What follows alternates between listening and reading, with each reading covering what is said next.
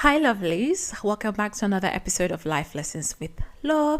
My name is Loretta Gerard, and as you know, on this space, we like to have open, honest, authentic, heart-to-heart conversations on everything pertaining to love, life, faith, and womanhood. So, if this is your first time listening to the podcast, you're most welcome. Or if you're watching this on YouTube, thank you so much for tuning in. And if you are a returning listener or subscriber, big hug. Thank you so much for choosing to hang out with me today. All right, today I'm talking about something interesting, the curse of the pretty girl. And I know it seems like a very dramatic topic. I mean, the curse. But I was just thinking about it and I thought, this is something that I think is under discussed. And I think that, we really need to begin to shed light on these things. And they expose, deeper problems, and you see as we chat through it. But what is the curse of the pretty girl? Now, if you are an attractive woman watching this, or maybe an attractive man watching this, some of the things that I'll be sharing with you, you might be able to relate with. Because it's actually a thing. But of course, I can't speak for the men, so I'm just speaking about the women. Anyway, so one thing that I've realized is that if you're an attractive person, specifically an attractive woman, there's a way society tends to view you. And by attractive, I mean, of course, if you're good looking or if you're like above average, beautiful. There's a way society tends to view you, and there's a way that people treat you. I know that pretty privilege, there's something called pretty privilege, and it's a thing, to be honest. I think I heard somewhere somebody said that people who are attractive tend to be perceived as better leaders. So the more attractive you are, the more people think that you would make a great leader, right? So pretty privilege is a thing, and I'm going to talk about that in a bit, because there's this notion and this impression that if you are beautiful, you're automatically a good person. Right, so that's pretty privilege, and I'll talk about it in a bit. But there's another side to being attractive that we rarely talk about, and I'll tell you something that I observed as I was growing up, and this is something that happened to me quite a lot as I was growing up as a young woman. When I was in my teenage years, I realized that there were times when I would step into rooms, especially places with women, and there would be this shift in the energy. And I noticed that with women who were also beautiful as well. Like when you step into a room as an attractive woman, there tends to be this energy with the people around you where they kind of feel threatened by your presence. It's unspoken, but you see it. There is just this, and look, if you've experienced this in your life, put it in the comment section, because I don't want it to seem like I'm the only one who has experienced this. Like, as a lady, if this has happened to you multiple times, maybe when you were growing up, put it in the comment section. Like, maybe there's a party or a function or an event, and you walk into that place, you can almost feel the energy where the other ladies kind of feel threatened by you because, or in all sincerity, maybe because you are more attractive than they are, or you're more beautiful than they are, or you have this aura, you have this thing about you that is just attractive, right? Because they kind of feel like you have come to steal their thunder. They feel like you have come to steal their thunder. They feel like now all the men will be looking at you instead of looking at them, right? So there's just this envy that happens in social situations when there is an attractive woman in there.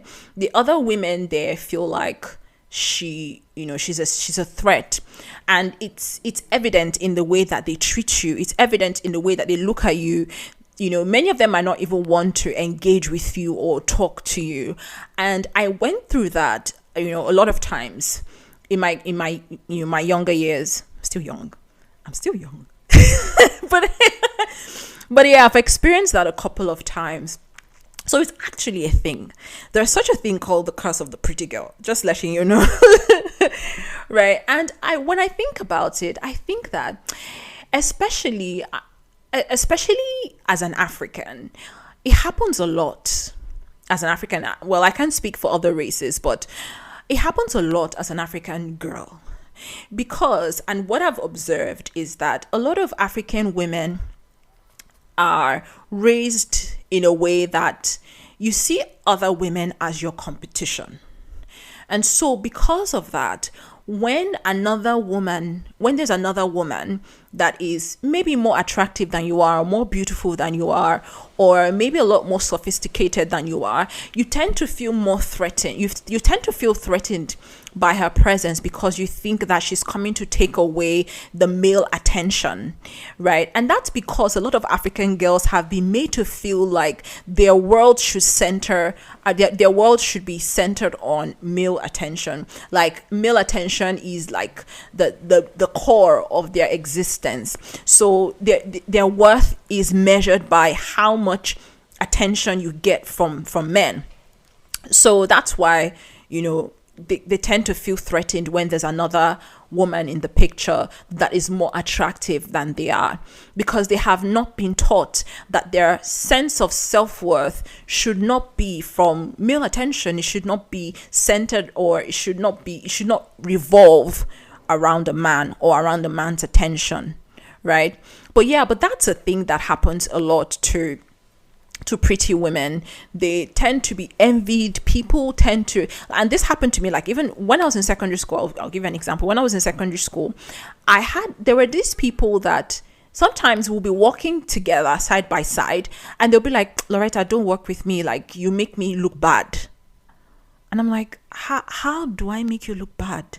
And they're like, look, when I'm around you, I feel short. Like when I'm around you, I feel like, because you're taller, when I'm around you, I feel short, and I feel like, some people actually said that to me. Some of them actually said that to me, like, guys will not talk to me if I'm walking with you. So don't come close to me. Like, there are people who would not want to walk with me, or who would not want to be friends with me, because they felt like I would take the attention of the guys that they were, eyeing from them. But innocent me, right? I wasn't trying to snatch anybody. Like, funnily, I did not even see myself at that time as attractive. Like, I was struggling with serious low self-esteem at that time. But yeah, a lot of these girls felt threatened, right? And that still happens even until today. Like, if you're beautiful, why can't I pronounce beautiful? If you're beautiful and bold and confident, a lot of women feel threatened by that. A lot of women, and not just even being physically attractive, like a lot of women feel threatened by women who are confident. They're like, why? What does she think she is? Like, why does she think she's so bold? Look, if you have experienced this, put it in the comment section, because I know there are people who have experienced this, or who are even experiencing this. Like, there are women who feel like, why? You're too much. You're just too much. Why are you so bold? Why do you think that? Why are you trying to? They just feel like this. You're just too much, and they expect you to shrink because they feel threatened by your confidence. They feel threatened by your attractiveness. They feel threatened. They feel like you are trying to steal their shine. And if you are listening to this and you're one of those women who feels threatened by another woman's beauty or her confidence, I need you to listen to what I'm about to say to you. You need to work on yourself. You need to heal. You need to see yourself as worthy. It's not another woman's fault that you feel bad about yourself. There is something broken inside you that you need to fix ASAP. You need to go do some inner work. You need to begin to rebuild that self-esteem. Whatever it is that shattered it, you need to begin to put those pieces together. Another woman's light doesn't dim yours. Another woman doesn't need to shrink for you to feel comfortable. Another woman's light doesn't need to go dark so that yours can shine. If you feel that way about another woman, something is wrong on the inside and you need to fix that. Okay? This, again, I've said this like 10,000 times. I feel like in the past 4 videos I've been saying, the sky is wide enough for everybody to shine.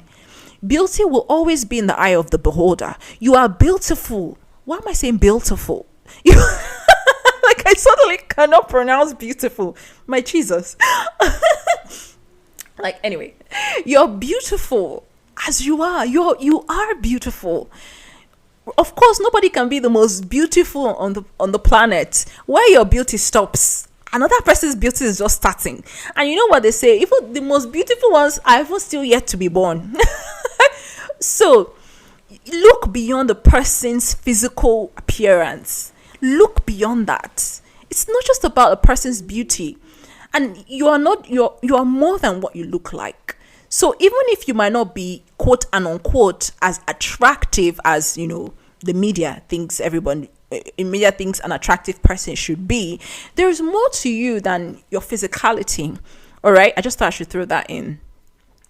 And another thing that I think is also a contributor to this curse of the pretty girl is people tend to think that attractive people are stupid or shallow or superficial. I can't tell you how many times, before now that I've had people, like, even like when I was single, in my single years, which wasn't too long ago, when I was single, like, I'll talk to guys and they'll be marveled. Like, they did not expect me to be sensible. They did not expect me to be able to hold intelligent conversations because they thought that every beautiful person is dumb. Because there was just this thing that they just had this notion, this impression that as a pretty girl, most pretty girls don't have sense because they're just too wrapped up in their beauty. They're just too, they just feel like they can get anything they want simply because of their beauty. So they only invest on the outside and don't invest on the inside. So a lot of people then, I would interact with a lot of guys and they'll be like, I'm surprised that you are this intelligent. I did not expect this kind of intelligence from an attractive woman. And I'm like, I don't understand what you're talking about. So because I'm good looking on the outside, I should be stupid on the inside. But you see, that's just a myth. Like, it's funny to think that just because a person is beautiful doesn't mean it means that they're also not beautiful on the inside, right? There's also this belief that people who are attractive on the outside have a stinky character. Because again, they only worry about their outside. They only worry about what's on the outside. They don't care much about what's on the inside. And I'm like, that's a wrong impression to have, and that's a dangerous stereotype to have about people who are good looking, because there are a lot of good looking people who are even more attractive because of what is on their inside. They're actually really good, genuine people, but because of that stereotype of superficiality, because of that stereotype that attractive people might have a bad character, people tend to you tend to have people not wanting to get close to you because they feel like this person is fine, this person is good looking. She fit get bad character, that's pigeon. She fit get bad character, it's possible that character is not good. But it's not like that. Some people recognize the importance of investing on your inside, right? And we also understand that beauty is vain. So we understand that beauty fades, right? And old age will catch up with everybody. So you have to be willing to invest in things that will last. So if you're just simply investing in your physical looks while negating or relegating your inside, or relegating your inside, to the background, and not investing even much more on what's on the inside, you will have nothing to offer than your beauty. And a point will come in life when your beauty will not be enough. Your beauty will no longer, because the beauty will not be there anymore, as much. Like when you get older, in the winter season of your life, your beauty might not be able to get you much anymore. So it's what's on the inside that will begin to produce fruit for you. Right. And some of us also realize that the fact that you're beautiful doesn't mean that you should treat people with disdain and disrespect. The fact that you're good looking is not an excuse to be rude to people and treat them like they're nothing. To me, it doesn't make sense. Like, why should you be rude and unkind to people simply because you are fine? That's a crazy and nonsensical ideology to have. Makes no sense to me. Right? So yeah, there's that notion of beautiful people being highly superficial and having nothing in their brain and nothing in their hearts. Another thing that contributes to this curse of the pretty girl is that when you're attractive and good looking, people tend to over sexualize you and objectify you. There's a chance that people don't see you beyond just somebody that is, attractive, and they just try to objectify you, especially with the opposite gender, with the men. They don't see beyond, and a lot of times they don't want to see beyond what you look like on the inside. All they see is your exterior. So it's hard to know when someone really cares about you, or if they just like you because you're attractive. And a lot of beautiful women face that. I've heard women say things like, I don't think this guy likes me. I think he just likes my body. I just think that he likes that I'm an eye candy. He likes that, when he goes out with me, people hail him. It's a boost. It's an ego boost to him because I'm attractive. I don't really think he likes me as a person. And that can be tricky for women who are attractive, because they're thinking, what if something happens and I'm not looking beautiful? What happens then? Do you like me for who I am? Do you love who I am? Or do you love me simply because I look good? Those are two different things. Like, do you like me? Liking someone for who they are means that if you just like who they are as a person, and the beauty is just the icing on the cake, right? But a lot of women have been over-sexualized, and in this very hyper-sexualized world, if you have a certain body type, it's hard to find people who really like you, because you can't really distinguish between someone who really loves you for who you are and someone who just likes your body, who just likes your exterior, or who just likes your, how do they say it in French, derrière? I don't know. Who just likes your, Africanness. Oh my God. Another thing that I would say is a contributor to the curse of the pretty girl, to the pretty girl problems, or one of the pretty girl problems, is that people think you don't have problems because you're fine. I don't know how people make this stuff up, because they're like, you're too pretty to be broke. I heard that a lot when I was single. People like, a fine girl like you, why are you broke? Fine girl like you, how come you don't have money? Fine girl like you, how come they are breaking your heart? Fine girl like you, how come? People just feel like because you're pretty, then you're immune to problems.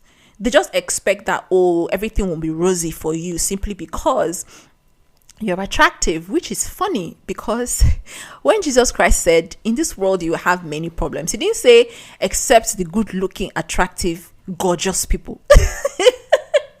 It's like, in this world, you have troubles, you have trials and tribulations. You are not exempt from the problems of the world simply because you're fine. That's a weird thing to believe. But I've also heard people say, I'm too beautiful to be going through this. I don't understand. What do you mean by that? People say stuff like, I'm too gorgeous to be stressed. Girl, girl, look, in this world, you will have trials and tribulations. And those trials don't care if you're attractive, if you are gorgeous, if you are the most beautiful woman in the world. You will have problems. So just, yeah, it's a funny mentality to have on the side of the other people of people, and the side of even the attractive person, herself. You are simply just, you are living in a fantasy if you think that being beautiful exempts you from problems. No, no, no, no, no, no. So if you're one of those people that has that mentality, this is me just waking you up now. Get out of your head. Get out of your head. You're not exempt from troubles and problems simply because you're beautiful. Of course, being attractive has its perks, because there are people who will just like you and who will just favor you because you are attractive. There are opportunities that you will get, and in all honesty, there are opportunities you will get simply because you are attractive. There are certain things people will just like you just because you are attractive. So this is not me saying that it doesn't have its perks or its privileges, but you are the Lulu if you think that you will not have problems, or you're not supposed to have problems because you're beautiful. And you're also the Lulu if you think that attractive people don't have problems simply because they're attractive. Another problem that attractive people face is that people think that simply because you are attractive, you won't have romantic problems. That's not true. In fact, I dare say I don't have any scientific data to back this up, but I dare say that the more attractive you are, the more you're likely to have problems in your romantic life. Like, the more you're likely to go through heartbreak. Because there are people who won't simply trust you because you're beautiful, and because because of their own self-esteem problems. A lot of guys might feel like you have a lot of options, or you have a lot of men throwing themselves at you, and so it might make them feel insecure. So you are more likely to date people who are very insecure, and who feel like any man who talks to you is trying to take you away or trying to snatch you or things like that. And you're also more likely to date people who don't really like you like that. They just like you because you suit their profile. Not like they really like you as a person, but just because, when they go out with you, their friends hail them like, guy, how did you land such a girl? Like, it's an ego boost to them. You are an ego boost to them, right? And so because of that, in fact, the more attractive you are, the harder it is. Honestly, that's what I think. Like, the harder it is for you to find people who really genuinely like you, because a lot of times you just meet these insecure men, and men who have issues with their own self-esteem. And finally, one of the problems pretty or attractive women face is that it is hard to find genuine friends. And for a lot of attractive people, there are people who decide to be friends with them simply because they look good, and simply because they feel like, if they hang out with you, hanging out with you makes them look good too, right? So on one hand, there are people who just want to hang out with you because you make them look good, and there are people who decide not to hang out with you because they feel like hanging out with you makes them look less attractive and reduces their chances of meeting people, or reduces their chances of getting male attention. So yeah, both ways. And it's funny because it's funny that this happens to a lot of people, but it's the reality. This is the reality for a lot of attractive women and men, possibly, right? So anyway, that's what I wanted to share today. If I've experienced any of this pretty girl problems, put it in the comments. I want to hear what it's been like for you. I want to hear some of the things that you've been through. I want to hear some of the situations that you have experienced as a result of being an attractive person. And if you're a guy, you can also, let us know what your experience has been. I would love to hear from you. Anyway, so that's what I just wanted to jump on here to share. I hope you found this fun, insightful, valuable. And if you know anyone who you think might find this valuable as well, do well to share it with them. Okay, on that note, thank you so much for listening to this episode if you're listening to it. And thank you for watching if you are watching this on YouTube. Don't forget to subscribe. Please subscribe if you have not subscribed already, and do hit that notification bell so that you are notified whenever I have a new video up. All right, thank you so very much, and I'll see you again in my next video. Bye bye.